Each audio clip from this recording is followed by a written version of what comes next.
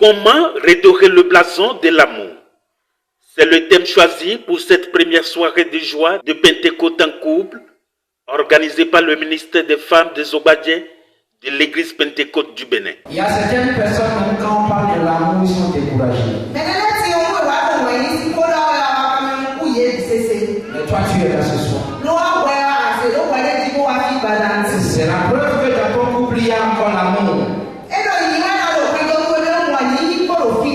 Notre prière est que si tu étais à un niveau 5, quand tu vas quitter ce soir, que tu passes à un niveau 10.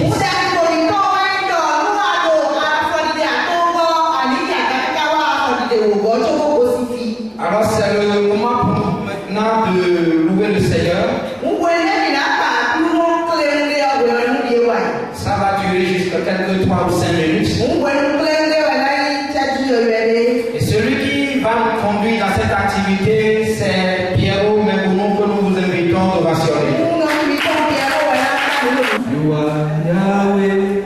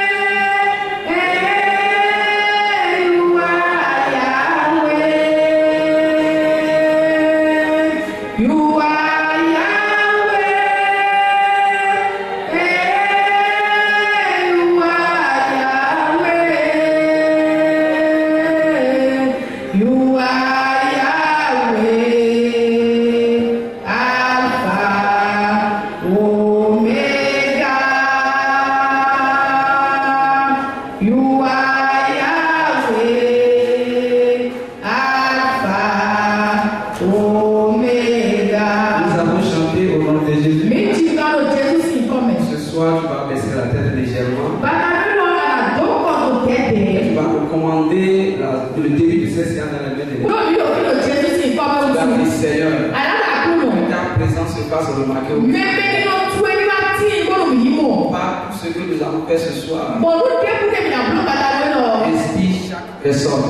À chaque étape, Seigneur, que ta main se fasse voir. Et au nom de Jésus.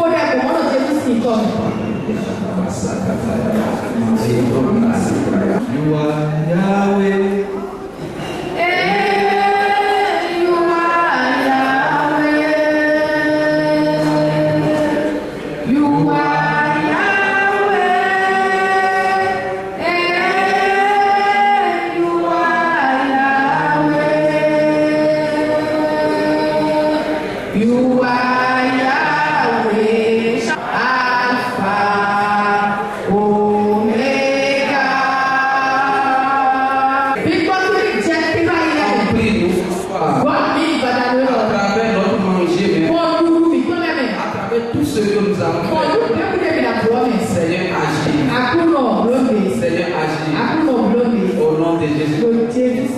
Seigneur, nous voulons te dire merci parce que tu es notre Dieu, le Seigneur qui ne nous abandonne jamais.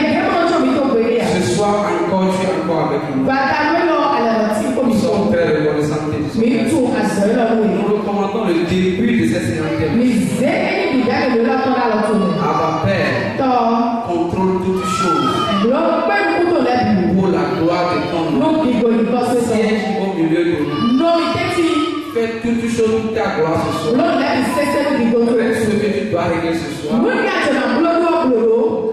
gloire te soit rendue. Merci parce que tu as commencé avec nous. Au nom de Jésus. Amen. Une soirée pas comme les autres qui a permis à tous les participants de mieux se ressourcer. Excellence, apôtre de la région de Calavi et son épouse. Chères autorités ecclésiastiques à divers niveaux, chers participants, en vos rangs, grades et qualités respectifs, je vous souhaite la bienvenue dans cette majestueuse salle Djidjoko. Djidjoko, comme le mot le dit, est un lieu de parole de joie, d'amour, de paix, de santé. Permettez-moi de vous saluer à travers vos voisins de table. Tenez la main de votre voisin en lui disant: la charmante dame, Madame Boïnou Mathilde, vous salue avec respect, amour et considération. Madame Mathilde Boïnou vous salue avec respect, amour et considération. Cet événement qui a vu le jour vient du ministère des femmes de l'église de Pentecôte de Zobadia que je demande d'ovationner très très fort.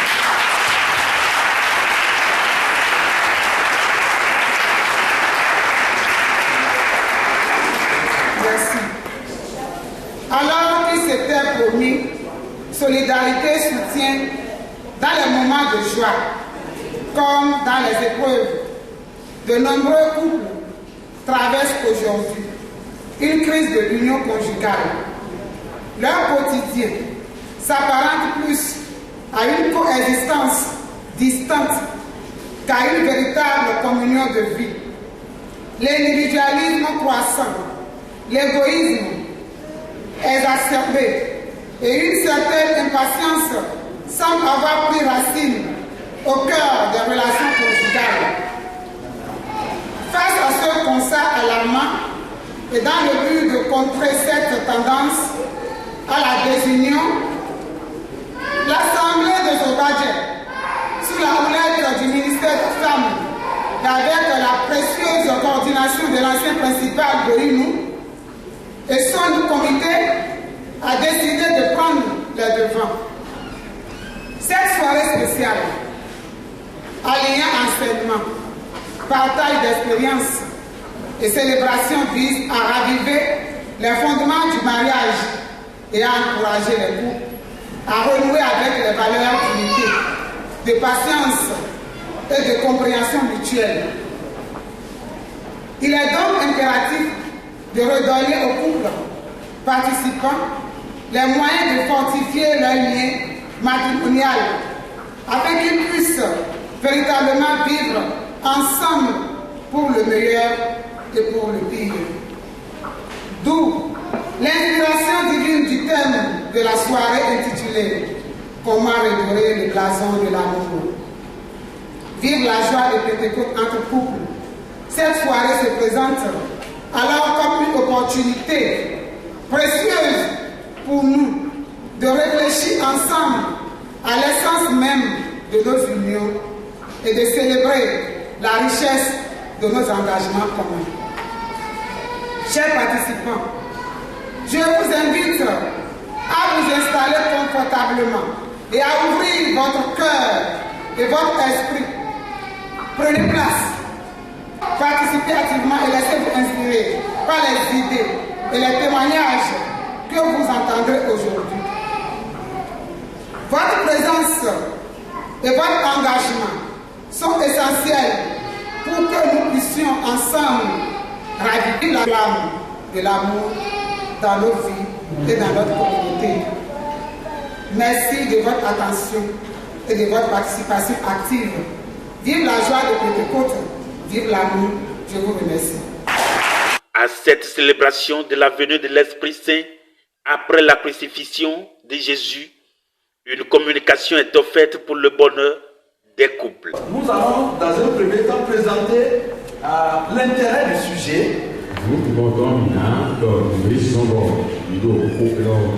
Et essayer de voir en même temps la vision de Dieu pour la vie du couple, le mariage. Et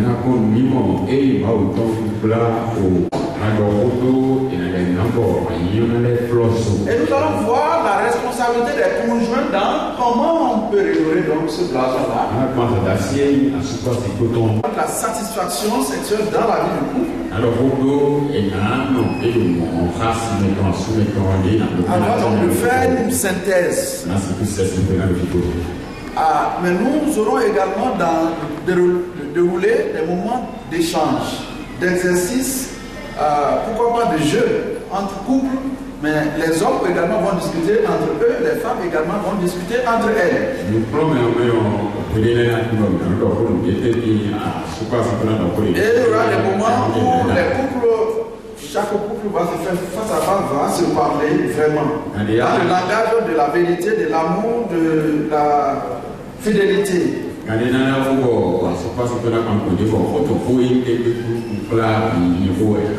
joie, dans la douceur et dans l'espoir ou l'espérance d'une vie meilleure. Voilà.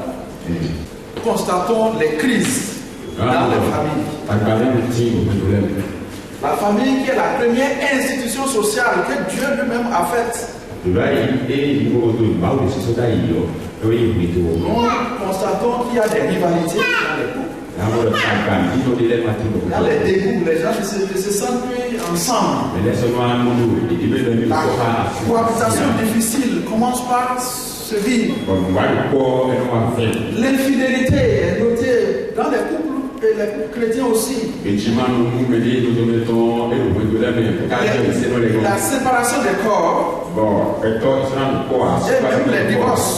Et le taux de divorce commence par monter également dans les couples chrétiens. Ça, c'est une crise majeure. Nous avons également les routines. C'est la même chose, le même salon, les mêmes dispositions. Même des fondements du mariage.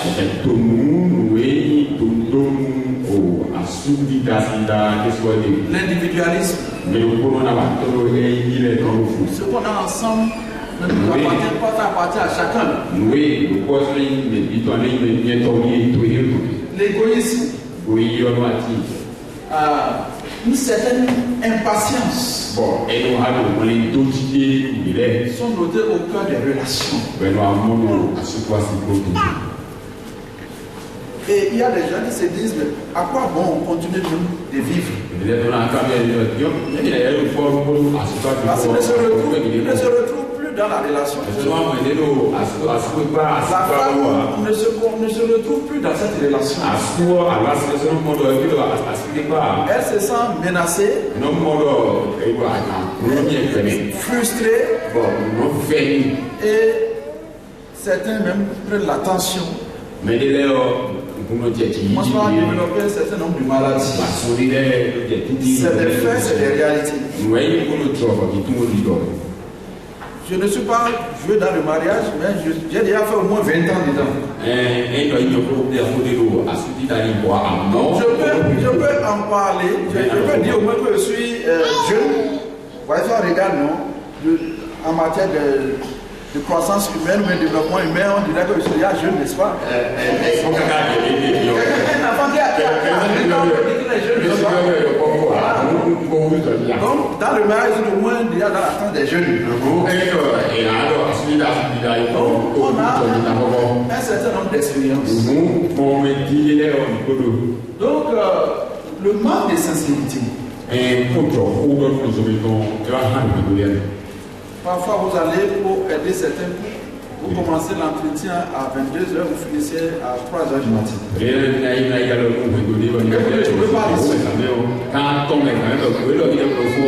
Vous ne trouvez pas dessus. Et vous posez la question, qu'est-ce qui se passe? De quelle manière se sont-ils rencontrés? Et si on regarde au milieu de nous, peut-être qu'il y a également des frères, il y a des sœurs qui traversent de véritables problèmes de relationnement.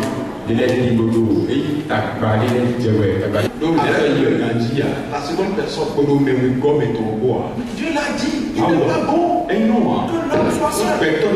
Comment est-ce que les gens qui se sont entendus pour être ensemble, ils se séparent finalement? Alors que Dieu dit, il n'est pas bon. Donc, honorer Dieu, mais être des amis. Et l'homme et la femme étaient tous deux nus. Et ils n'en avaient plus honte. L'esprit d'ouverture, le partage. Dans nos faiblesses comme dans nos forces. De sorte que je ne peux pas avoir honte de mon épouse, mon épouse peut avoir honte de moi. La pensée de Dieu. Pour le couple, la pensée de Dieu, on va pouvoir l'honorer. Le couple va être amis, marcher ensemble, être transparent, être loyal, ouvert, et se dire la vérité. Enfin, on va dire aussi pour que rendre service au couple. Conjoint, pardon. Rendre service. Donc quand on est ensemble, c'est pour se rendre service mutuellement. Mais dans cette relation, dans la vision de Dieu, l'homme doit payer un prix fort, comme Christ a payé le prix pour l'Église. Comme Pasteur Probuche le dit, aimer c'est mourir un peu. Aimer c'est mourir un peu en soi. Et c'est ce que Dieu dit. Donc ici, quand on regarde à Éphésiens, l'homme est appelé à se sacrifier. C'est très important. Parce que Dieu va mettre la relation dans le couple comme entre la relation entre Dieu et l'Église.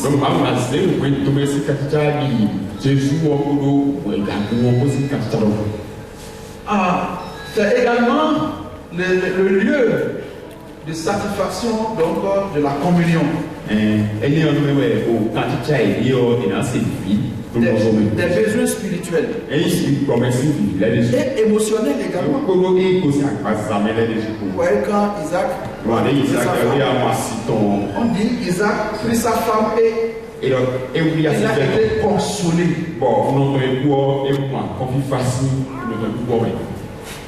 La femme et l'homme sont là pour aussi leurs besoins émotionnels satisfaits.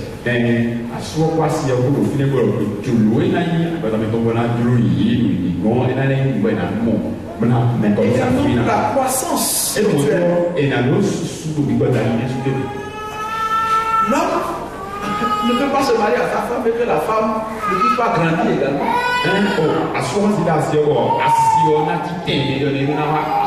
Donc, quand l'homme fait des séminaires, des formations pour progresser,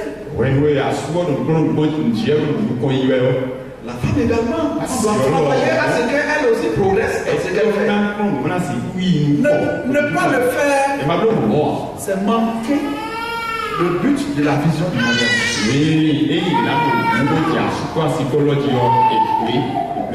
Parce qu'on doit croître ensemble. Aussi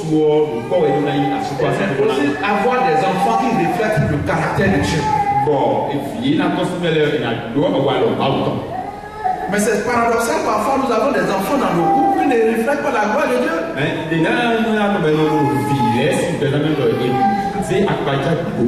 Lorsque nous avons des enfants, c'est une responsabilité. Et Dieu veut que nos enfants reflètent la gloire de Dieu. Mais ensuite, pour finir, Dieu veut également que nous soyons une unité de base pour la société. Quand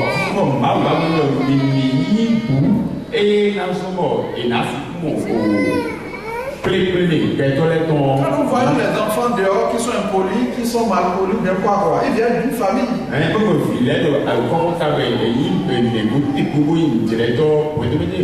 Mais les enfants issus de la famille de Dieu, les enfants issus des couples chrétiens, la pensée de Dieu, c'est que ces enfants donnent gloire à Dieu. La vision, nous honorons Dieu. L'homme et la femme soient des amis, qu'ils se respectent, qu'ils soient couverts l'un envers l'autre. La loyauté, la sécurité, et qu'ils puissent s'accompagner dans les jours difficiles comme dans les jours les plus heureux. Et que nos enfants reflètent également la gloire de Dieu. Et que notre famille contribue au progrès de la nation. Chaque famille devait avoir, comment dire, son libellé de vision de vie. Pourquoi nous sommes ensemble? Pourquoi notre maison? Pourquoi notre vie? Et qu'est-ce que nous voulons apporter de nouveau? Si on n'a pas ça, on n'a pas des projets de famille. Et les moments où on doit vraiment, la société doit vraiment bénéficier de nous. C'est-à-dire, vers l'âge de 60 ans, 65 ans, où on a déjà accumulé un certain nombre d'expériences. Notre couple doit maintenant une référence. L'église a grandi, les jeunes a grandi. Malheureusement, c'est en ce moment qu'on va commencer les tensions, les maladies. Pourquoi? Parce qu'on a pris les années de vers 35 ans, 40 ans, 60 ans à développer des conflits dans le foyer, on n'a pas la paix.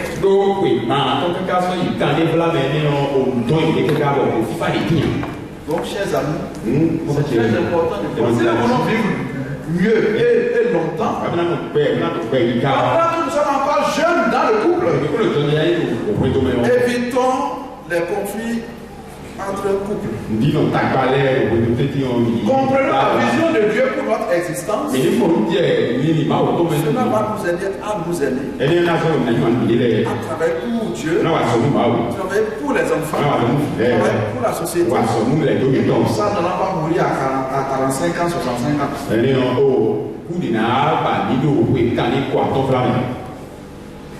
On est ensemble. Merci beaucoup. Et c'est quoi cet amour-là? Et quand on regarde les documents de référence, comme la Rousse, sur Internet, on voit que l'amour dont on parle là, c'est un sentiment très intense. Et donc, moi, d'attachement qui englobe la tendresse, l'attirance. Et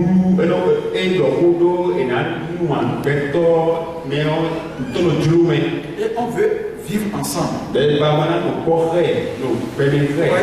Dieu dit, c'est ce que les scientifiques ont dit. L'homme quittera son père et sa mère, s'attachera à sa femme, et les deux deviendront une seule chair. Et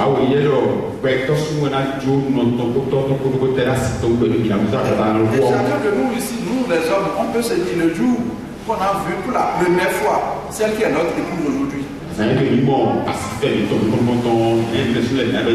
crois qu'on va se rappeler ça aujourd'hui. Ce qui s'est passé le jour-là. Quand j'ai vu quelque chose s'est passé. Si rien ne s'est passé, c'est que vous êtes marié par l'accident. Quand Adam a vu Ève, après le défilé des animaux, il a dit ceci. Cette fois-ci, voici. Donc, il y a plusieurs femmes qu'on a vues dehors.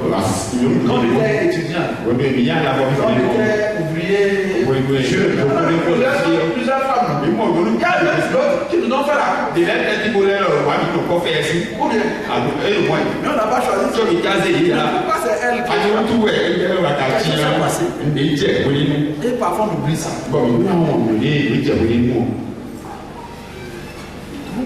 L'attirance est dedans aussi.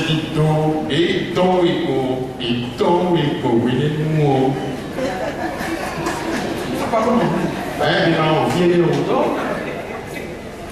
Nous devons développer ce sentiment d'attachement. Nous a amené à nous séparer. Et les fondements bibliques de l'amour.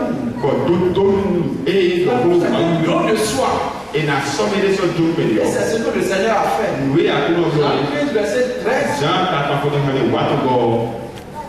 Le plus grand amour, c'est de donner sa vie pour son prochain. C'est mourir un peu en soi.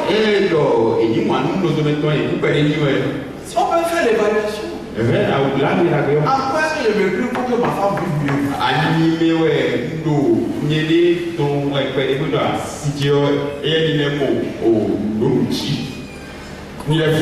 En quoi est-ce que je me prie pour que mon mari vive mieux? Et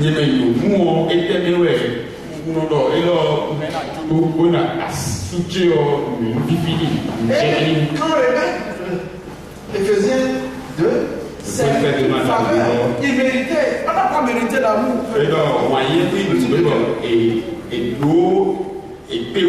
On ne peut pas faire le calcul là-dessus. Et le modèle de Christ est le modèle de l'amour que nous devons développer. Et quand on regarde comment l'apôtre Paul va parler de cet amour,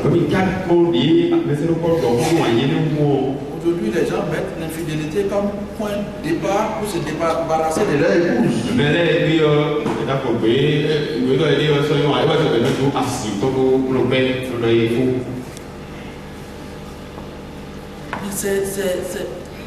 Quand on regarde bien la biblique,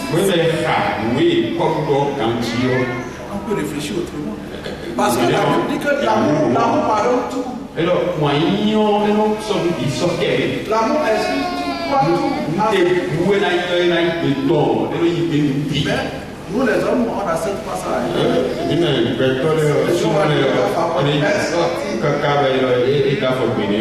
je crois que c'est une preuve suffisante pour se débarrasser.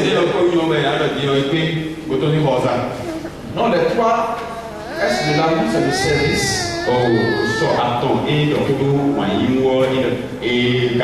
C'est aussi la souffrance. Mais c'est aussi le sacrifice. Si on ne comprend pas ces choses-là, on ne peut pas vivre heureux. On va vivre l'égoïsme, l'individualisme, on va vivre vraiment pour nous-mêmes.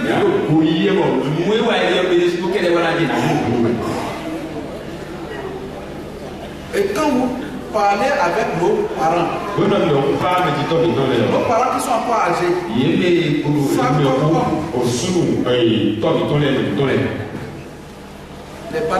les hommes vont vous dire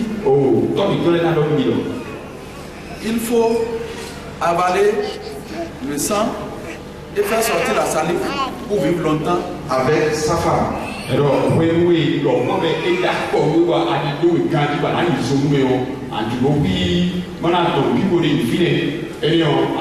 sinon, tu vas faire mal les choses. Et à cause de qui on fait ça? À cause des enfants. Oui, nos parents, ils ont une bonne vision de la société. Ils ont une bonne vision de la famille. Même s'ils sont polygames, vous allez voir qu'ils s'arrangent pour garder les femmes. Mais nous sommes à l'église. Malheureusement, parfois nous n'arrivons pas à garder nos notre épouse tombe vite malade parce que notre tempérament n'a jamais été transformé. Notre caractère n'a jamais été transformé. Notre personnalité est une personnalité écrase. Et notre femme commence par nous fuir. Elle a peur de nous parler. Parfois c'est vice versa aussi. Parfois les hommes ne viennent pas à la maison trop parce que la maison également n'est pas aussi fraîche comme on le souhaite.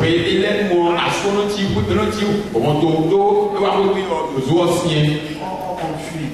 Quelles sont les choses qui tendent à ternir le blason de l'amour? C'est l'infidélité. Ou l'adultère. Les disputes fréquentes. Les violences conjugales. La pauvreté. Le manque du nécessaire. Quand on a un peu d'argent à la maison, le foyer ne peut pas être tranquille.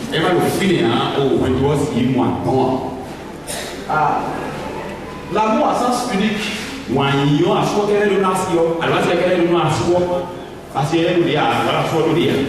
Le pas ou pas de prière de méditation dans le couple. L'insatisfaction sexuelle. L'absence d'humour dans le couple.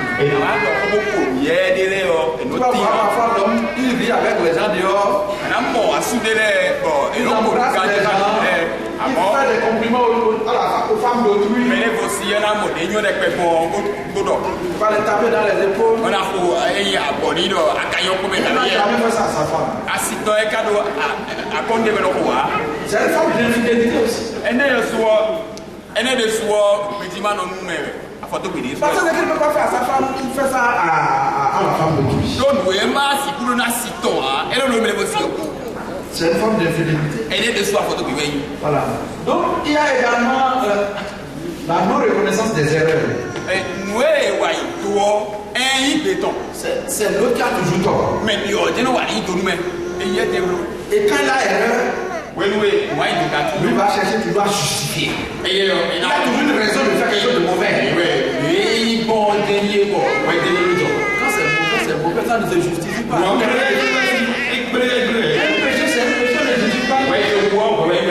Vous savez, en réalité, il faut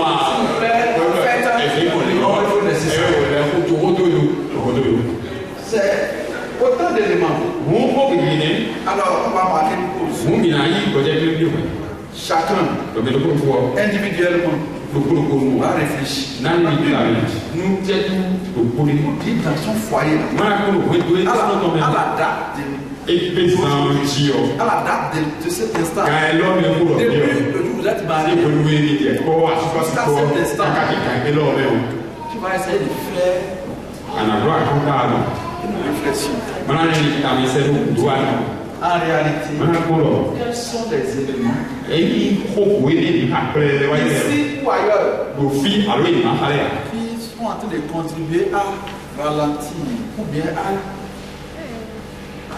à tenir l'image ou la couleur de ton mariage.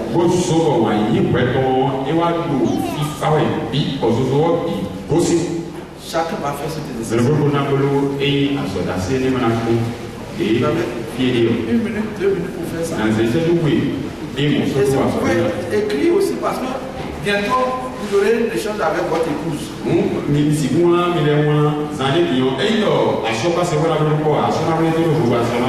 Ici là, c'est chacun. Il n'a pas besoin de montrer ça à votre épouse. C'est parti pour 1 minute. Chacun dit, c'est dit, qu'est-ce qui est en train de ternir progressivement l'image de mon mariage? C'est 1, 2 ou 3 choses. Ne vraiment pas oublier de forcer. Si tout est bon, voilà, c'est ce que nous voulons. Et si vous trouvez des éléments, il faut donc les mentionner. On peut aller 1 minute. On veut te donner une réputation. On veut, regardez, nous tous nous sommes venus ici ce soir. On a exposé notre personnalité à travers nos habillements.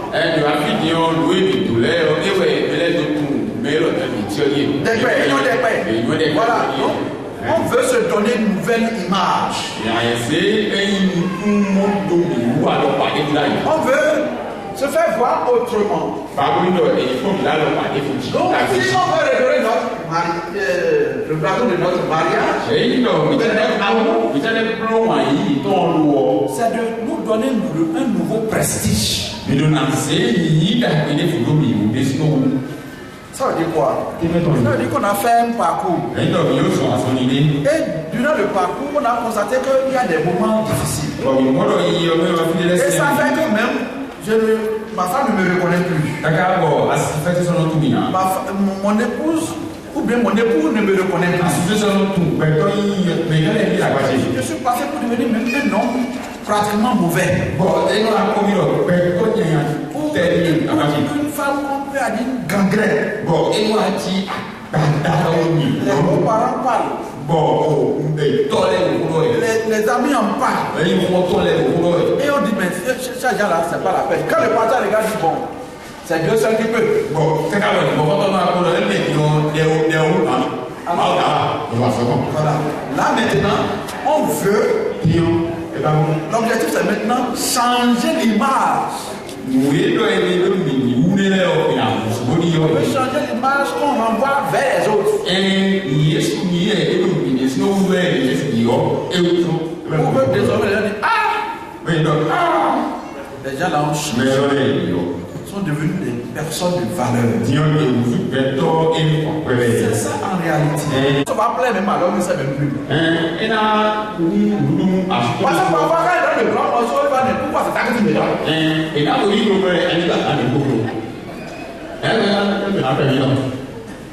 Quand on sait les enfants d'abord, mais pourquoi c'est moi le chef? Pourquoi tu me donnes ça là?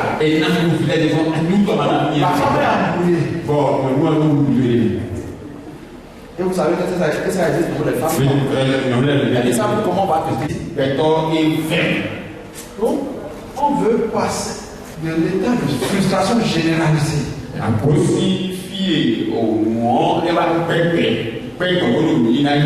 veut quitter cet appel pour venir à un état de joie, d'intimité, de sincérité. Pour se refaire. C'est ça. Redorer le blason de la vie. Et vous savez que c'est possible. Nous sommes actuellement dans le vent de la présence du Saint-Esprit. Et moi je crois profondément à la présence du Saint-Esprit. Je crois à la parole de Dieu. Que la parole change. Et que les écailles peuvent tomber.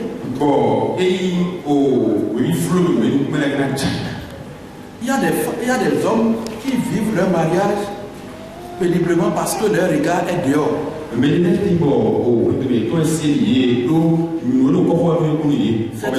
Ils se sont trompés des femmes. Donc la femme qu'elle aime là, elle dit il y a des erreurs, il y a des choses dans la vie des gens. Et plusieurs sont dans l'infidélité. Il ne faut pas regarder les femmes. Parce que la femme a pardonné une première fois. Pardonné une seconde fois. Et c'est quoi ça va pardonner encore ce soir? Les brebis là. Ils ne sont pas ensemble, ça ne donne pas la flamme. Donc nous voulons que ce soit un moment où on se met vraiment ensemble. Pour que nous puissions dégager une bonne énergie. Et on ne peut pas nous dire, oui j'ai commis des erreurs. Mais aujourd'hui, Dieu veut que nous regardions autrement. Là, on est à 2 ans, là, on est à 3 ans, là, on est à 20 ans, là, on est à 25 ans. Pourquoi on va continuer par se marier? On peut donc se remettre ensemble. Laisser tomber les choses. Donc, c'est aussi des moments de méditation. Et je veux vraiment que nous prenions le temps pour prier.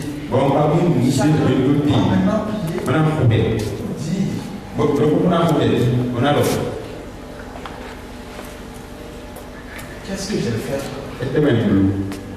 Ou bien qu'est-ce que ma femme ou mari me reproche et qui fait qu'on n'est pas vraiment content? Qu'est-ce qui fait qu'aujourd'hui on est un peu distant? Qu'est-ce qui fait que je n'arrive plus à parler vraiment avec ma femme? Je veux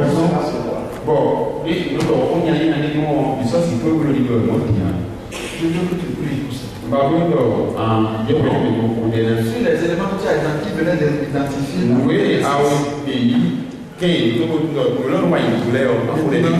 Que tu pries. Prends le temps, réfléchis à ta vie.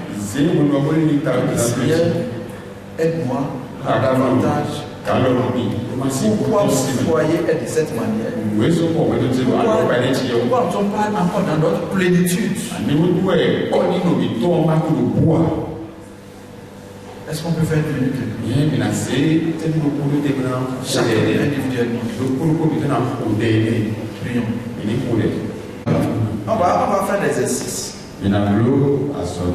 J'espère que vous avez vos smartphones et qu'on peut trouver des tests bibliques dans vos smartphones. On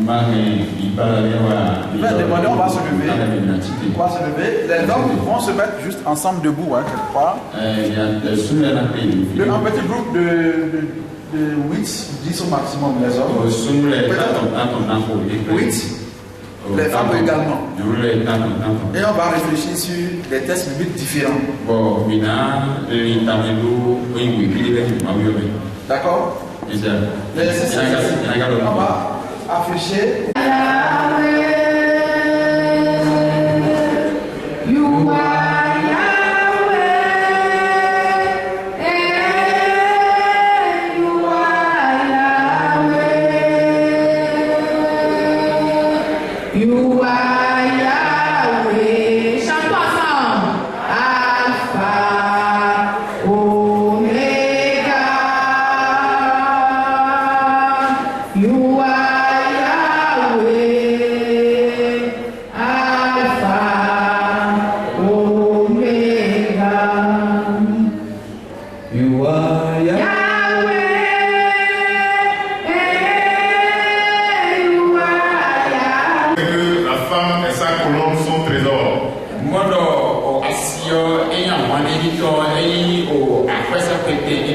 La beauté de la lune et éclat du soleil.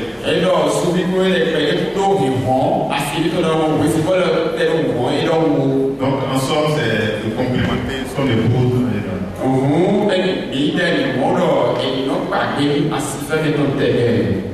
Que l'homme devrait adopter pour reconnaître les valeurs de son épouse. Nous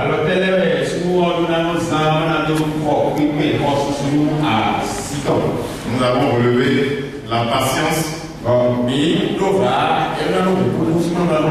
la sagesse, l'humilité et la tolérance.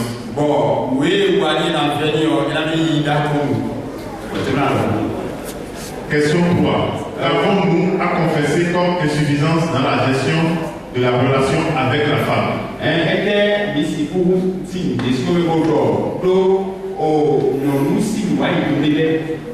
Question un peu difficile. Nous avons tenté de retenir quelque chose. On a relevé que le changement comportemental difficile de la femme.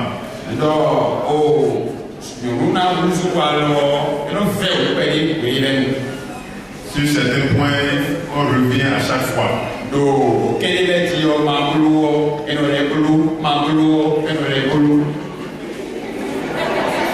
Question numéro 4.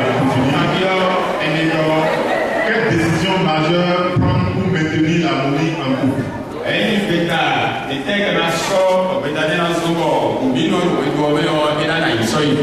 Nous pensons qu'il faut éviter de créer des problèmes soi-même, à soi-même.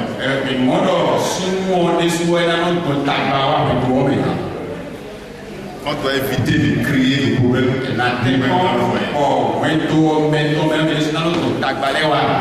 avoir le pardon facile.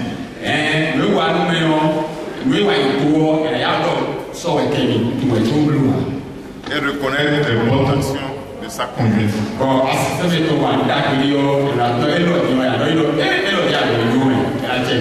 Nous n'allons pas seulement. Et je ne suis pas qu'il en aura encore. Mais c'est une fausse que tu as donnée aux hommes. Mais heureusement, nous autres qui connaissons les Christ. Et l'homme doit accepter tout pour que le foyer marche normalement.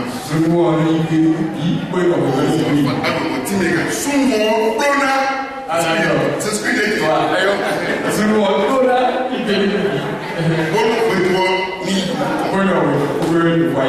Amen. À la troisième question de savoir, qu'avons-nous à confesser comme insuffisance dans la gestion de la relation avec la femme?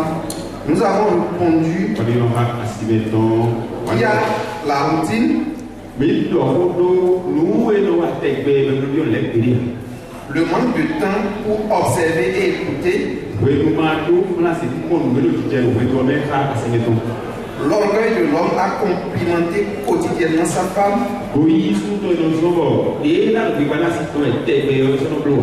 le refus de l'homme à se sacrifier comme le Christ.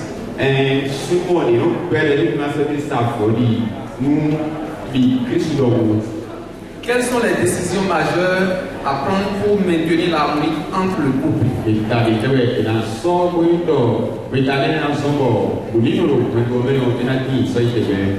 Donc, à cette question, nous avons estimé qu'il faut trouver les remèdes aux mots et diagnostiquer un peu plus haut. Dans la question 3, pour que l'harmonie revienne dans le couple. En dehors de ce que les autres groupes ont dit, nous voulons ajouter que l'homme doit avoir la reconnaissance. Et nous avons couronné tout ça là-bas là-bas.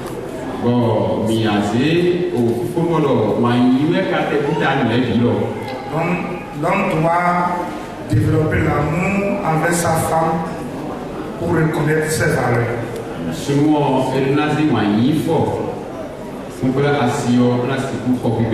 Troisième question, qu'avons-nous à confesser comme insuffisance dans la gestion de relations avec la femme? Et nous avons trouvé que l'homme doit confesser ses faiblesses à sa femme.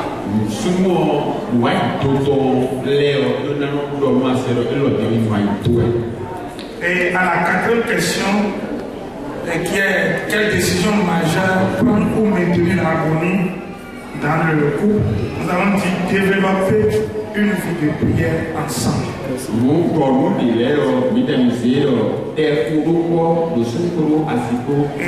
Et la dernière chose, c'est la communication entre le couple. Vous voyez, les femmes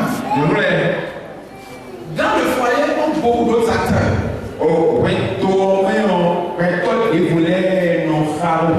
Allez voir, on va parler des filles de Jérusalem. Vous allez voir les beaux-parents. Vous allez voir aussi les filles qui estiment leur mari. Il y a plusieurs hommes qui sont menacés par les femmes dehors. Et la femme sait ça, elle doit savoir ça. Elle pourrait ne pas être seule. Dans ce texte, la femme sait qu'en dehors d'elle-même, il y a d'autres qui menacent son mari.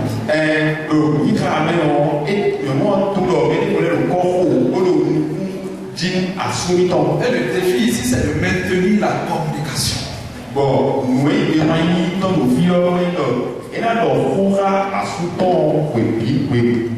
Tous ceux que son mari rencontre, être capable d'échanger et que l'homme également soit ouvert. S'il est menacé, parfois on va à l'église. À l'église. Et une femme va s'approcher de ton mari. Et demander de l'argent. Toi, non, tu fais comment? Tu vas dire non, c'est pour aider. Parfois c'est anonyme. Le piège est là. Une femme qui vient t'approcher de toi et demande de l'argent. Mais il faut l'aider. Mais qui lui donne l'argent?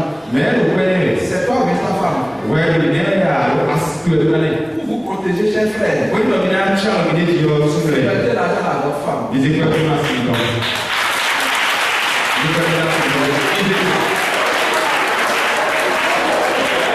L'amour que l'homme doit davantage développer. C'est très important. Maintenir l'estime de la femme. C'est important de maintenir l'estime de la femme.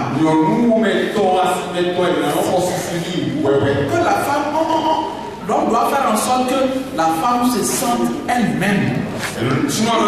Je suis quand même une femme de valeur. Qu'elle-même se dit ça. Dans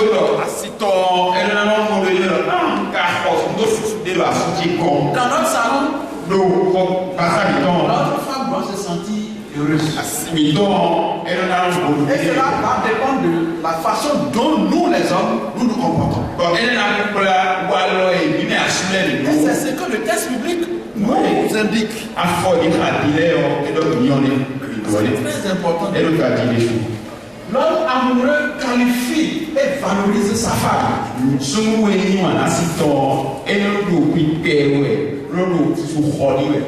Il dit merci pour l'éducation des enfants. Le sacrifice pour mes parents. Merci pour tout ce que tu as fait pour que nous soyons à ce niveau de réalisation. C'est ce que le texte biblique nous demande de faire. Le fou amoureux est aussi érotique.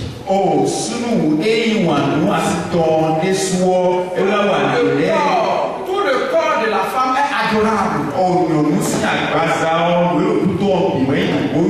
Stimulant, excitant, elle focalise l'attention de l'homme.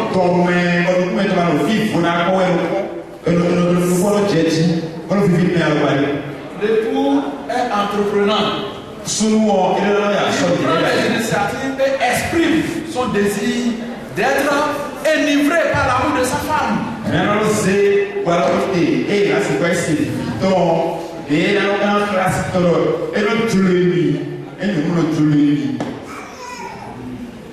Parfois, nos femmes s'habillent. maman, vraiment.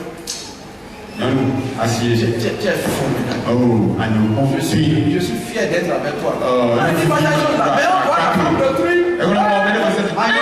Tu es belle. C'est une forme d'infidélité en réalité. Elle est avec toi. Elle ne doit pas se faire le soir. La même vie. Il faut dire ça à ta femme.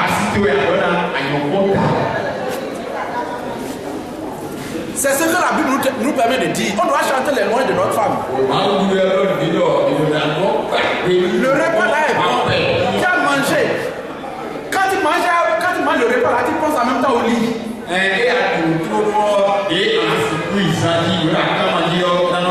Il faut lui dire ça. Le serpent. Donc, d'être ouvert. De l'automne. Elle doit pouvoir exprimer son désir d'avoir de l'amour de son mari. C'est très important. Et l'épouse considère son époux comme son roi.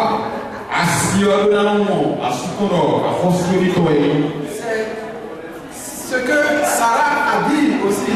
Oui, Sarah dit Abraham.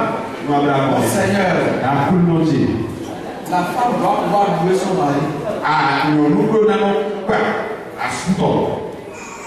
Mais c'est également dans le texte là, l'épouse qui fait le premier pas. Ce n'est pas toujours nous les hommes qui allons dire. Il y a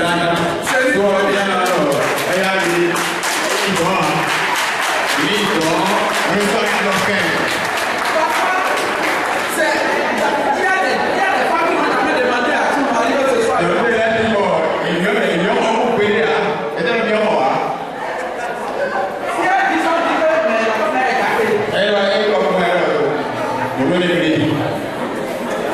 C'est bon aussi que vous nous sollicitez. Ce soir, on fait mon pied.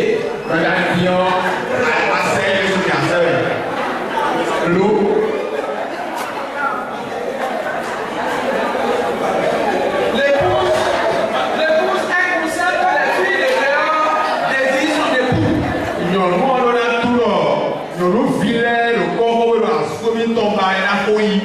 Chère soeur, chère jeune soeur,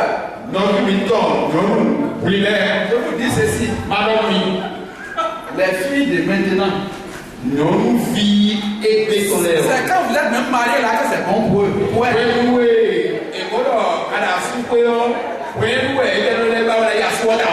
Parce qu'on sait qu'au moins toi, c'est parce que tu es sérieux que tu as une femme à la maison.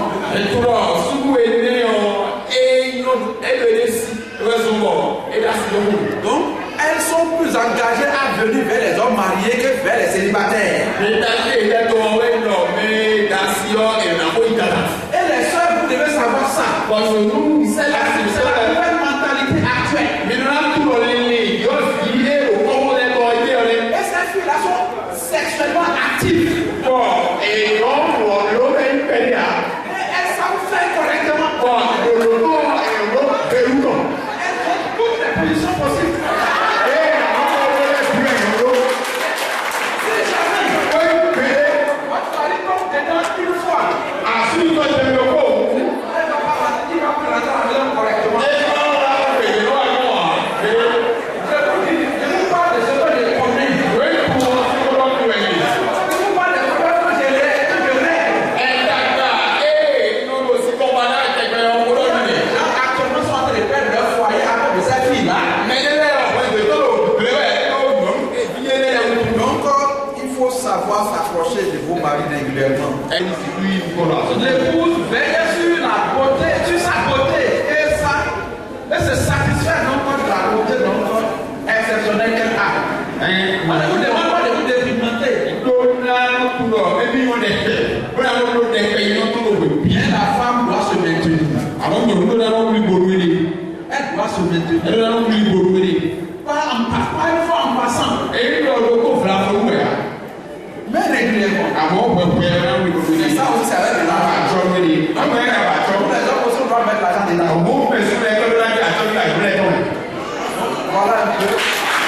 L'objectif, c'est qu'à la sortie donc, de cette soirée conviviale, notre regard leur envers notre change. Pour le bien de nous tous. Pour le bien de l'homme, pour le bien de la femme. Pour le bien des enfants. Pour le bien donc, de toute la famille. Pour le bien de l'Église. Un retour projection s'impose pour chacun des couples pour un nouveau départ.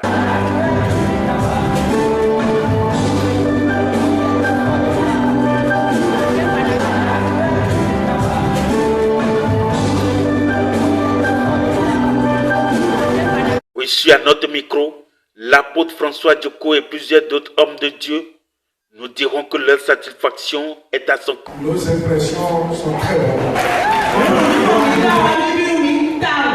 Et nous bénissons le Seigneur pour la vie des premiers initiateurs ici dans la région où je suis.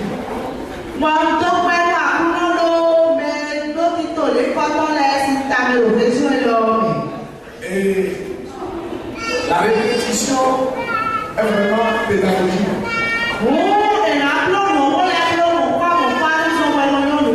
Nous attendons d'autres éditions à la gloire de Dieu. Comme impression, c'est des impressions de satisfaction. Impression de satisfaction à mes égards.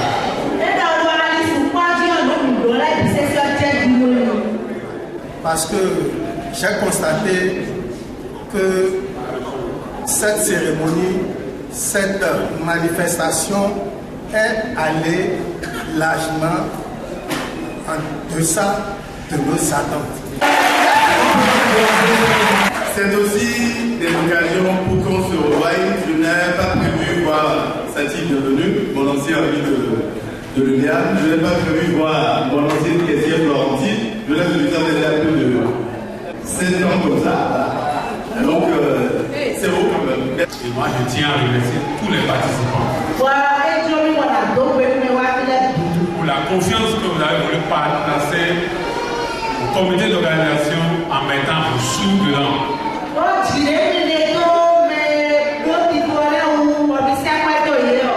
Je bénis le Seigneur pour sa grâce, notre vie. Véritablement, l'éternel Dieu puisse les accompagner pour le meilleur des tours.